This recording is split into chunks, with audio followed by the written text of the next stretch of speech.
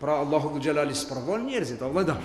Allahu Dhul Jalali ka sprovu pejgamberin sallallahu alaihi wasallam, sa që Ibrahimin kur e ka vorros djalin e fundit që s'kish më pas tij tjetër, kur e vorros Ibrahimin kur dol prej varrit ja pan lotën, dhe njoni tha hatta ente ja Rasulullah, tha edhe ti po qana, tha po zemra pikllohet si një loton, por duha nuk e tepron.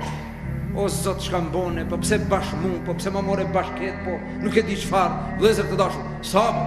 Në kohën e pejgamberit sallallahu alajhi wasallam ishte një sahabi, shkonte me djalin e vet për dorën në xhami, e djali ndrojet, ja mur Allahu Dhul Jalal, kaderi i tij, dëshira e tij. E pastaj shkoi te pejgamberi shumë i mërzitet. Pejgamberi sallallahu alajhi wasallam tha: "Vllai dashur, a nuk dakordohesh ti që kur dash në ditë mahsherit, ai e vladi yt që i ke pas për dorën në xhami, të del në ditën e mahsherit edhe të thot: O Zot, fal ma babën tim për hatërin e sabrit që ka bën, e Allahu Dhul Jalal të mos sprovon me vështirësitë e ahiretit, të ditës së kiametit, po të çon drejtën në xhenet për hatërin e atij sabrit që ke bën." Inma yuwaffas sabirun ajrahum bighayri hisab.